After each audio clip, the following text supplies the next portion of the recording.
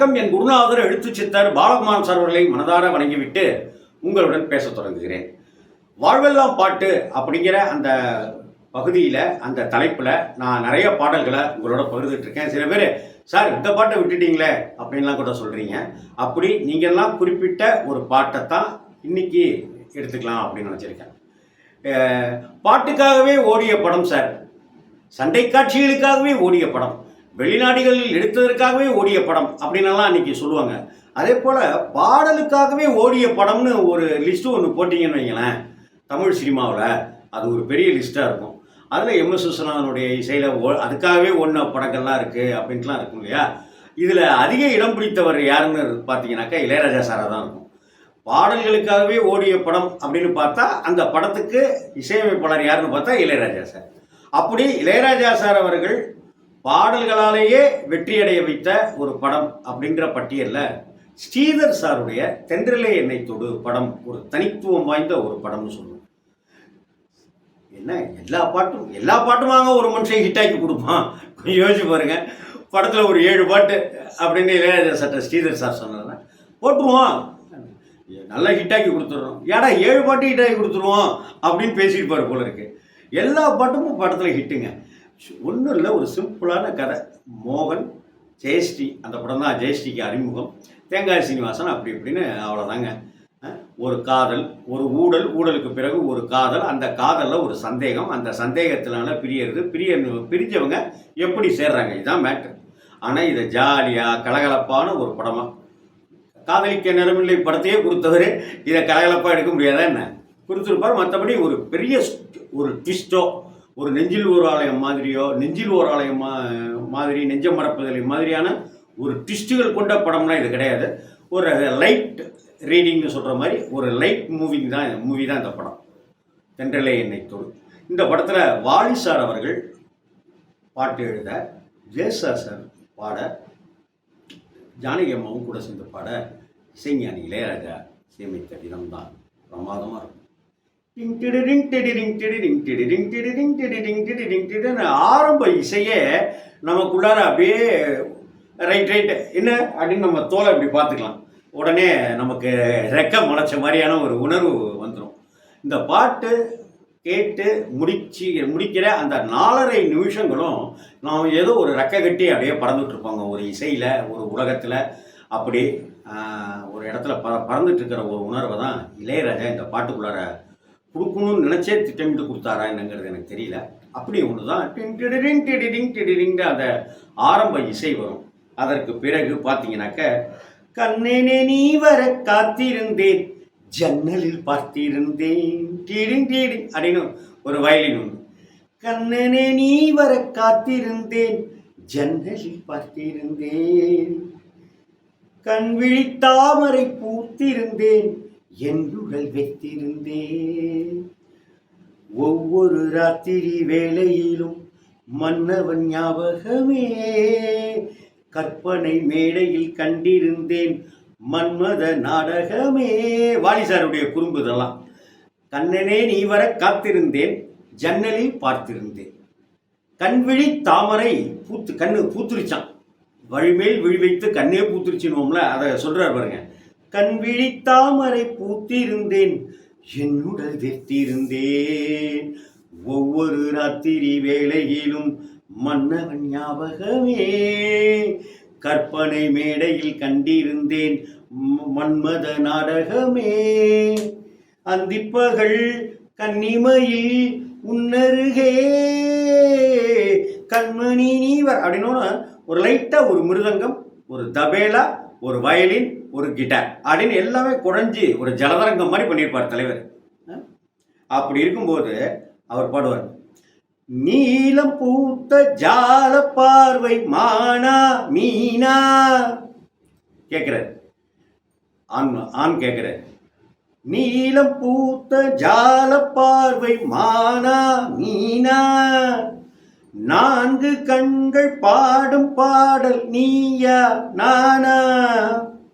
அடுத்த வரி பாருங்க, ஆளுக்கு ஒரு வரி. நீ ஒரு வாய் சாப்பிடு, நான் ஒரு வாய் சாப்பிட்றேன் அப்படின்னு நம்ம சொல்லிக்குவோம்ல, அது மாதிரி உனக்கு ஒரு வரி எனக்கு ஒரு வரி அப்படின்னு இளையராஜா பிரித்து கொடுக்குறாரு. ஜேசுதாஸ்க்கும் ஜானகியம்மாவுக்கும். இங்கே மோகனுக்கும் ஜெயஸ்ரீக்கும். கள்ளிருக்கும் இது ஆண், பூவிது பூவிது பெண்.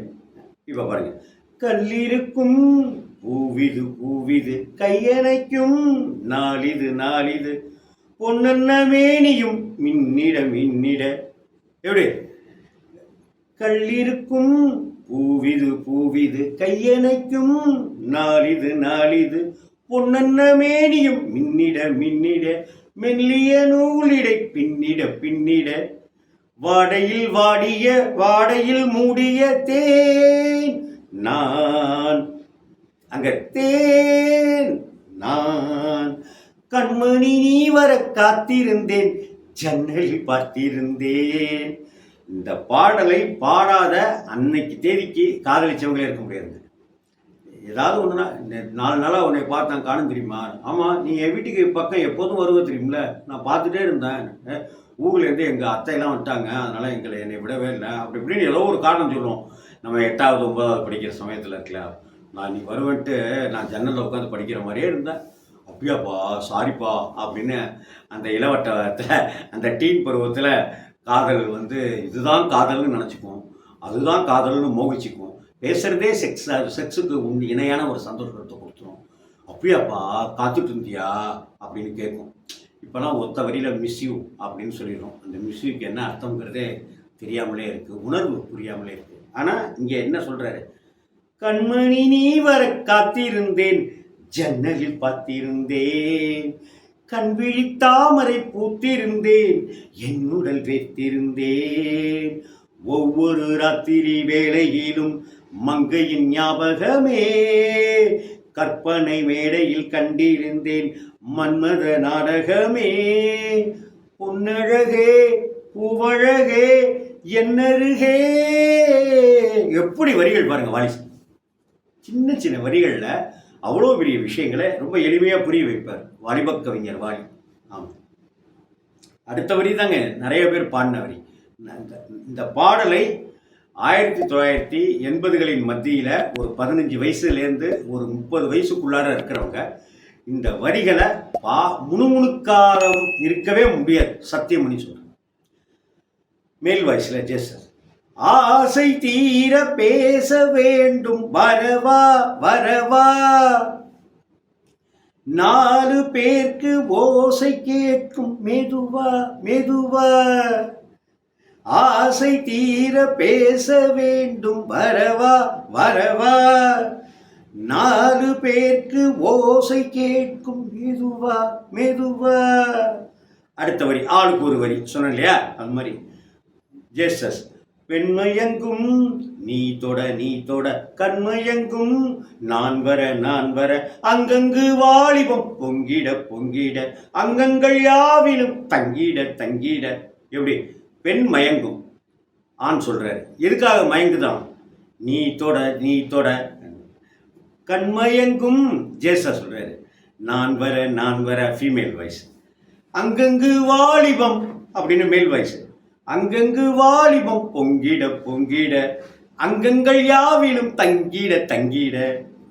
என்ன பாருங்க, பெண்மயங்கும் நீ தொட நீ தொட கண்மயங்கும் நான் வர நான் வர, அங்கங்கு வாலிபம் பொங்கிட பொங்கிட, அங்கங்கள் யாவிலும் தங்கிட தங்கிட, தோள்களில் சாய்ந்திட தோகையை ஏந்திட, யார் நீ கண்ணனே நீ வர காத்திருந்தேன். ஃபீமேல் பாடும்போது கண்ணனே நீ வர காத்திருந்தேன். மேல் வாய்ஸில் கண்மணி நீ வர காத்திருந்தேன், ஜன்னலில் பார்த்திருந்தேன், கண்விழி தாமரை பூத்திருந்தேன், என் உடல் வைத்திருந்தேன். மோகன் அந்த காலத்து இளமை நாயகன். மோகன் புதுசாக வந்த அறிமுக ஜோடி ஜெயஸ்ரீ.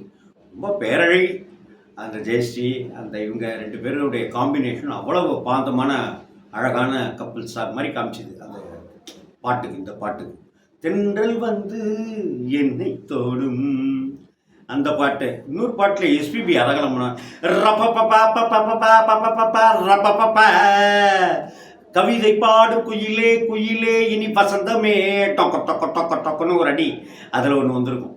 இது மாதிரி பாட்டு எல்லாமே இந்த படத்தில் ரொம்ப ஹிட்டு. அதில் இந்த மெலடி கண்மணி நீ வர காத்திருந்தேன் ரொம்ப அட்டகாசமான ஒரு மெலடி. இன்றைக்கும் அதை கேட்டாலும் மனசு அப்படியே மயங்கிடும்.